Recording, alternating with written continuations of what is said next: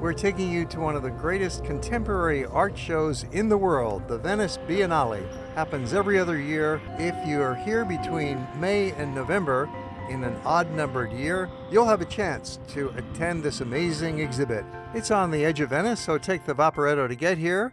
Save your energy for the marathon visit to this huge, oh, it's big, probably the most spread out art exhibit anywhere on the planet. Go to the ticket booth, buy your tickets, and you're in. Okay, now guys, come with me for a few minutes. I want to help you get your orientation, okay? The Biennale is a permanent campus here, even when there's no exhibit, but it's just empty. They don't use this for anything else except for the Biennale, which only happens once every 2 years. You can see from the map the layout of all the buildings. So there's a couple of pavilions to your left. There's Spain, for example, right behind me.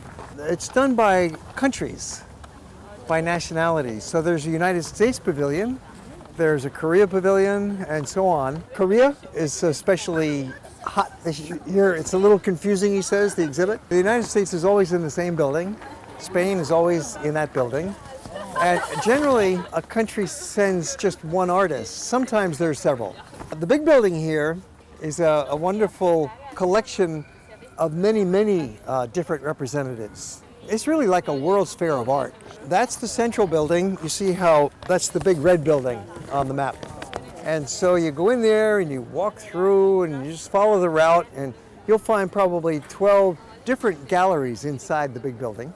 There's also a cafe over there. There's a few cafes scattered around on the grounds. It gets a little confusing because it's not an easy path. So once you get into this area, you need to carefully wander and try not to miss anything. The twisting line on the map gives you some idea of the convoluted path you've got to follow to try and cover all of the exhibits, but it's worth it. You don't want to miss something good. If you just look quickly for exhibits that interest you, you can get by in a couple of hours or half a day. You go across a bridge and there's more. And that building is definitely worthwhile. They have got another 5 countries represented across that bridge. Very often I just pop my head in and take a quick look, and if I'm not interested, I leave within a minute and move on to the next to find something of personal interest, because it's all peculiar things in there. There's the Swiss building behind you. And then when you're done, back out the same way and off to the Arsenale. You'll find many more fun exhibits at the Arsenale a few blocks away, and that'll keep you busy for a couple more hours. Arsenale is all different countries, different artists, all different kind of stuff. Incredible collections at all times, the Arsenale does. In addition, there are scattered exhibits all over Venice, maybe another 20 or 30 venues, so you have to check the maps to find out where those are. There are thousands of individual works on display at the exhibit, and we're going to show you quite a few of them. And so this program will be a little bit long, about 15 minutes, but we're going to keep moving briskly through it to keep you entertained and on your toes, to enjoy the sculpture, the paintings, the electronics, the atmosphere, the ambient sounds, and some music for you. And it's all about the 1 year 2013. We have other programs about the Biennales from 2011, 2009, 2005, and 2003. So look for those also on our YouTube channel. Every other year, it's a fantastic show. There is one main large exhibition hall called the Palazzo or Central Pavilion that contains dozens of individual exhibits. So that's a good place to start out. And there's also a cafe inside. Walking through any art installation, especially one as huge and varied as the Biennale, is a visceral and visual experience. We'll be showing you the exhibits in the various pavilions in the main garden called the Giardini, and we'll also take you over to the Arsenale. The art exhibit is organized by the Biennale Foundation, which also has other activities including the Venice Film Festival and the Biennale of Architecture, which happens every other year when the art exhibit is not on. So during even years, there's an architectural Biennale, which is also quite exciting. Throughout the grounds of the Biennale, you'll find a beautiful park-like ambiance with nice benches and trees you can sit down and relax in between your visits. Be sure to walk across the canal on a little bridge that'll lead you to the back section of the Biennale Giardini. There's many more pavilions over here that are easy to miss if you don't know what you're looking for. There is one long building with 5 countries represented and 3 other separate pavilions, so you could easily spend another hour back here if you're interested in what they've got.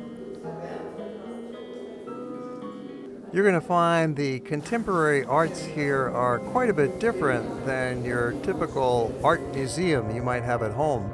It's not just some paintings on the wall and a few statues. This is a real involvement with the pieces themselves. Is captured sleeping in Milan's capital. They also have some performance art. You probably won't find live bands playing music or groups doing a dance performance, but you will see plenty of motion. A couple of practical matters for your consideration. The exhibit is closed on Mondays. It's open 6 days a week. On weekdays, it's open from 10 a.m. till 6 p.m. And on summer weekends, it stays open until 8 p.m. That'd be a nice time to come. It never seems to be terribly crowded. You might have a small line for tickets, but it's nothing like some big museums like the Louvre or the Uffizi where you have to wait online perhaps for hours. You can get right in, and the exhibits themselves are generally not terribly crowded. There was a wonderful international collaboration inside the French Pavilion, which hosted a German exhibition of a Chinese artist, the world-famous Ai Weiwei, the dissident artist of China. He arranged 886 wooden stools in this wonderful maze that you walk through. You've got to kind of stoop and duck and twist to get through it. The stool is presented as a metaphor for the individual in relation to the entangled, excessive system in which we live in this postmodern world, rapidly gaining speed. The stool was used throughout China in all sectors of society for many centuries. Every family had at least one stool, but not so many in use today in China, and so the stool serves as well as a historical metaphor about changing times. The British Pavilion presented the works of artist Jeremy Deller, who is concerned with British society, its people, icons, myths, folklore, and cultural and political history, hovering delicately between fact and fiction, real and imagined. The Korea Pavilion was so daring and dramatic that you had to wait online, very popular, and sign a release before they would let you in. So what are we signing? Why is this? Yeah, turn off and read it. No, can you explain? Yeah, it's because if you have problems like panic disorder, claustrophobia, epilepsy, or Okay, so this is this a kind of disease, disclaimer. it's better not to go inside. Yeah, Okay. it's a disclaimer. Okay. So, please. Prismatic rainbow windows, along with mirrored floors and ceilings, were disorienting in a wonderful way. They also had a totally black room in contrast with no sound and no light.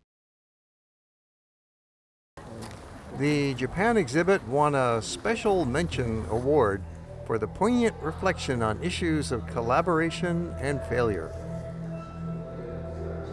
The Russian exhibit offers some metaphors about economy and human nature, with this young gentleman well-dressed sitting up on a beam, then gold coins being thrown down to the floor, representing the human desire and greed and the corrupting influence of money. Venezuela celebrates their mural paintings as a way of producing ideological messages that assist in the creation of revolutionary consciousness, supposedly subversive, but in reality displaying official messages from the Venezuelan government, post-Chavez. Notice how easy and open it is to simply walk into the various pavilions. There is a lot of walking involved, but they're quite close to each other, and you just wander and stroll. It's a beautiful mall to walk on. Well, now we've finished with our visit to the Giardini part of the Biennale, and we're going to walk over to the Arsenale. You walk through the park and through a couple of blocks of the local residential part of Venice. You'll notice some laundry hanging out up above as you walk along. These are the authentic residential back lanes of Venice. We're very far from Piazza San Marco now. It takes a few minutes to stroll a couple blocks, get to a canal, take a left, and there's the bridge that leads into the Arsenale part of the exhibit. The brick building housing this exhibit is a very old historic structure dating back nearly 500 years. We're going inside the exhibit in just a moment, but first it's pleasant to stroll the grounds, enjoy some music. There's a cafe back here, beautiful waterside pavilions looking out across the Arsenale harbor. It was the shipyard for Venice when they were building a naval fleet that conquered the Mediterranean. They could actually build one ship a day in times of crisis or war when they're working overtime. They invented the assembly line right here in this building, and now it's a huge, long structure, all dedicated to contemporary art. We are ready to plunge inside the Arsenale exhibit. It's a huge space, nearly 500 meters long, and with 3 aisles, it covers 25,000 square meters under this roof. It used to be the shipyard factory, which was the largest manufacturing complex in the pre-industrial world. If you'd like to see more of this very entertaining and cutting-edge, whimsical artworks, we have more movies about earlier biennales in Venice, going back 10 years, so look for them on our YouTube channel. The ticket that gets you into the main Biennale exhibit at the gardens, the Giardini, also gets you into the Arsenale, as long as you're going on the same day and using a single ticket. The price is €25 for admission. You can also buy a 2-day pass for €30. If you are in town for a number of days, that would be really worthwhile, and it's good for multiple entries on 2 consecutive days. Because your ticket is good for admission here to the Arsenale, you absolutely must come over and see this part of the show. It's really unfortunate that a majority of people are not even aware of the Arsenale. They see the main exhibit, they'll spend 3 hours perhaps at the Giardini, wandering around, enjoying themselves and getting tired, and then they never get over to the Arsenale. It's only about a 10-minute walk to get here, and by all means, you've got to do it, because sometimes the exhibits in the Arsenale are even more exciting, more fun than in the Giardini. Another advantage of the Arsenale is that it's so much easier to navigate. You just enter the building and you walk through it. You can walk all the way through, come out the other end, and then walk back along the garden by the waterway. Or better yet, backtrack and come through the Arsenale again and see everything a second time from the other direction. Some exhibits reflect back on the industrial history of the building. The Indonesian exhibit was a combination of modernism and the traditional puppet theater of the country. The big dolls are bright and colorful and fun, but there's also the darker side to recent Indonesian history with oppression and dictatorship. The art lover who's visiting Venice for the first time has a real challenge on their hands, because you want to see Venice itself. It's an incredible place. You have to walk the lanes, walk the alleys, go to the piazza, look at the neighborhoods. But the Biennale is the greatest art show happening on the planet, so you want to see that too. It's a tough decision.